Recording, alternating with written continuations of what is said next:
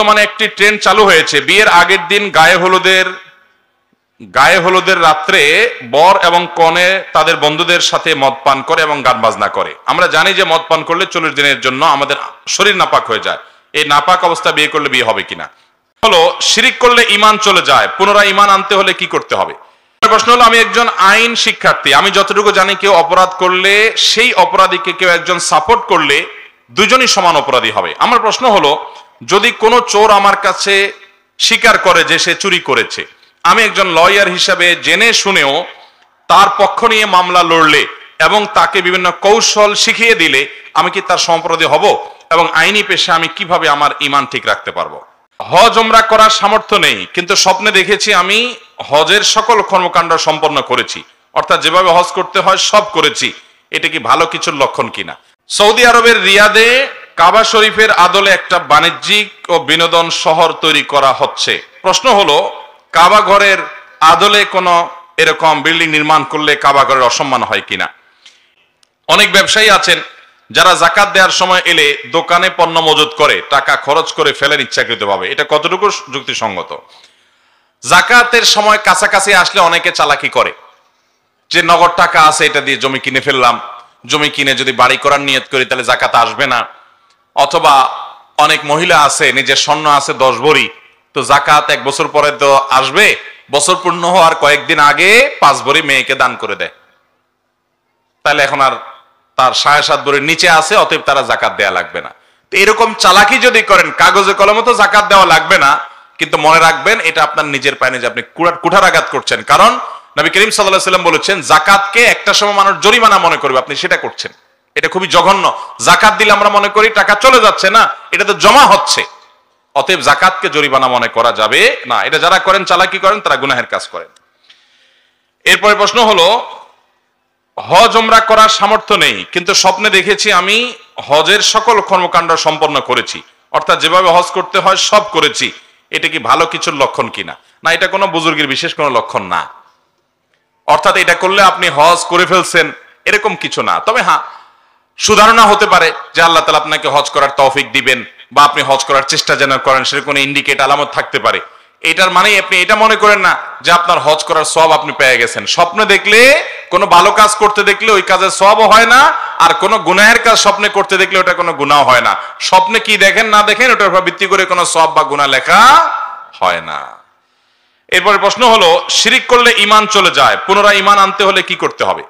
যদি কেউ কখনো শিরকে লিপ্ত হন তাহলে ঈমান চলে যাবে। পুনরায় ঈমান আনার জন্য নিজের শিরকের সেই অপরাধের ভয়াবহতা বুঝে আল্লাহর কাছে ক্ষমা চাইতে হবে, অনুতপ্ত হতে হবে, লজ্জিত হতে হবে, এবং ভবিষ্যতে যেন সেই গুনাহটা না হয় সে মর্মে সংকল্প করতে হবে। এরপর আপনি যদি আল্লাহর একত্ববাদের স্বীকৃতি দেন, ইনশাআল্লাহ বিদিনিল্লাহ কালিমা শাহাদা আপনি পাঠ করেন, আপনি আবার ঈমানদার হয়ে গেলেন এবং আগের গুনাহ আল্লাহ মাফ করবেন যদি আপনি তওবা করেন। এরপরে প্রশ্ন হলো, বর্তমানে একটি ট্রেন্ড চালু হয়েছে, বিয়ের আগের দিন গায়ে হলুদের রাত্রে বর এবং কনে তাদের বন্ধুদের সাথে মদ পান করে এবং গান বাজনা করে। আমরা জানি যে মদ পান করলে 40 দিনের জন্য আমাদের শরীর নাপাক হয়ে যায়। এই নাপাক অবস্থা বিয়ে করলে বিয়ে হবে কিনা? ভাইরা আমার, মদ পান করলে 40 দিনের জন্য শরীর নাপাক হয় বিষয়টা সেরকম না, বরং বিষয় হলো যদি কেউ মাদকাসক্ত হয় এবং মাতলামিতে লিপ্ত হয়, 40 দিন পর্যন্ত তার ইবাদত বন্দেগী নামাজ রোজা কবুল হয় না।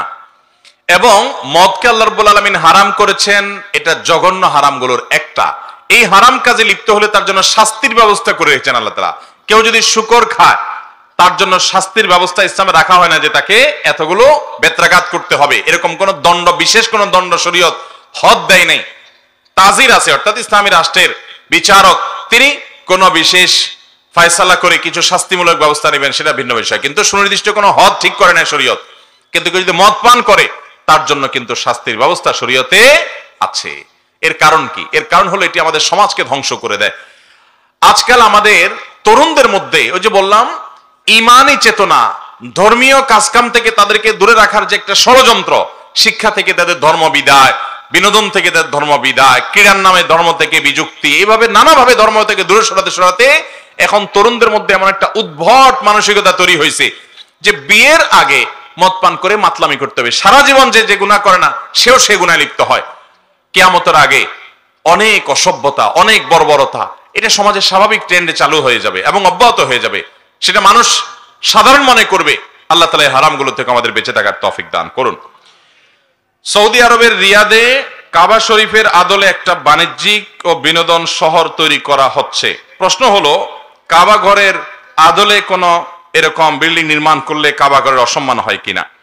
এটা নিয়ে সম্প্রতি অনেক জায়গায় আলোচনা হচ্ছে এবং আমাদের দেশের বেশ কয়েকটা গণমাধ্যমের নিউজ আমি দেখেছি যে সৌদি আরবে রিয়াদের অদূরেই প্রায় 19 কিলোমিটার, সম্ভবত 19 কিলোমিটার বর্গ কিলোমিটার এলাকা জুড়ে একটা বিশেষ আধুনিক শহর তৈরি করা হচ্ছে। সেই শহরের কেন্দ্রীয় ভবন, পৃথিবীর বড় ভবনগুলোর একটা তৈরি করা হচ্ছে। সেটার নাম দেওয়া হয়েছে মোকাব, না যেন কি মোকাব। এটার মূল ধাতু কাবার মূল ধাতু থেকেই, এবং সেটার ডিজাইনটা অনেকে দাবি করছেন অনেকটা কাবার মতো। যে ছবিগুলো নেটে আসছে, নিউজে প্রচার হয়েছে, সেটা দেখে কিছুটা কাবার মতো মনেও হয়। বাকি তাদের উদ্দেশ্য, যারা নির্মাণ করছেন সৌদি গভর্নমেন্ট, তাদের উদ্দেশ্য কি সেটা আল্লাহ তাআলা ভালো জানেন। যদি কাবা ঘরের আদলটা হুবহু নকল করা হয় এবং সেটা করে কোনো বাণিজ্যিক প্রতিষ্ঠান করা হয়, সেখানে হালাল হবে, নিশ্চয় হারাম কাজও হবে, সেখানে অনেক নাজায়েজ কাজও নিশ্চয়ই হবে। কারণ সব মানুষ তো এটা তার কোনো ইবাদতখানা না, সেটা তো একটা বাণিজ্যিক একটা শহর, এবং সে শহরটা আধুনিক শহরের নামকরণ করার মানেই হলো সেখানে হালালের পাশাপাশি হারামের ব্যবস্থাপনাও থাকবে তথাকথিত। যাই হোক, তো এইরকম যদি হয় তাহলে কাবা ঘরের এই আদলটাকে হুবহু যদি সেখানে নকল করা হয় তো সেটা অবশ্যই কাবা ঘরের প্রতি অসম্মান হবে। কিন্তু এখানে আসলে কি হচ্ছে, উদ্দেশ্য কি, এটা কি কাকতালীয় মিল কিনা, এই বিষয়গুলো না জেনেই হুট করে আপনার এই বিষয়ে মন্তব্য করে চূড়ান্ত কোনো সিদ্ধান্ত দিয়ে দেওয়া কঠিন। কিন্তু এটা আমরা মৌলিকভাবে বলে রাখতে পারি যে কাবা ঘরের আদলে আপনি একটা ব্যবসা প্রতিষ্ঠান করলেন হুবহু কাবা ঘরের নকল করে, বা একটা বিনোদনের ঘর করলেন, অবশ্যই এটা কাবা ঘরের প্রতি অসম্মান এবং অশ্রদ্ধা। যদি এরকম কিছু হয়ে থাকে ইন্টেনশনালি, তাহলে অবশ্যই সেটা থেকে তাদের সরে আসা উচিত। তবে প্রকৃত ঘটনা কি সেটা না জেনে আমরা হুটহাট করে মন্তব্য করে কোনো ফতোয়া আগে থেকে জারি করে দিব না। মৌলিক বিষয়টা আমরা জেনে রাখলাম যে ইসলামের শেয়ার যেগুলো আছে এগুলো নিয়ে কোনো হেয়ালিপনা চলে না, এগুলোকে নকল করা চলে না, এগুলোর অনুরূপ আরেকটা অবিকল আউটটা তৈরি করা, তাও বাণিজ্যিক বা এরকম কোনো উদ্দেশ্যে, সেটা কোনো অবস্থাতেই গ্রহণযোগ্য হতে পারে না। এরপরে প্রশ্ন হলো, আমি একজন আইন শিক্ষার্থী, আমি যতটুকু জানি কেউ অপরাধ করলে সেই অপরাধীকে কেউ একজন সাপোর্ট করলে দুজনই সমান অপরাধী হবে। আমার প্রশ্ন হলো, যদি কোনো চোর আমার কাছে স্বীকার করে যে সে চুরি করেছে, আমি একজন লয়ার হিসাবে জেনে শুনেও তার পক্ষ নিয়ে মামলা লড়লে এবং তাকে বিভিন্ন কৌশল শিখিয়ে দিলে আমি কি তার সমঅপরাধী হব? এবং আইনি পেশা আমি কিভাবে আমার ঈমান ঠিক রাখতে পারবো? খুবই দরকারি একটি প্রশ্ন একজন লয়ার ভাই করেছেন। আমাদের যারা লয়ার ভাইরা আছেন তারা অনেকেই এই অপরাধে লিপ্ত, ভয়ঙ্কর অপরাধে লিপ্ত। আপনার ক্লায়েন্ট আপনাকে টাকা দিয়ে ঠিক করেছে, ক্লায়েন্টকে নির্দোষ প্রমাণ করে কোর্ট থেকে তাকে মুক্ত করে আনা, এটা আপনার জন্য চ্যালেঞ্জ। কিন্তু আপনি যদি জানেন এই লোকটা দোষী, সে আপনার কাছে স্বীকারই করেছে এবং আপনার কাছে এটা প্রমাণিত হয়ে গেছে যে সে দোষী, তাহলে তাকে নির্দোষ সাব্যস্ত করার জন্য আপনার যে চেষ্টা, সম্পূর্ণ হারাম চেষ্টা।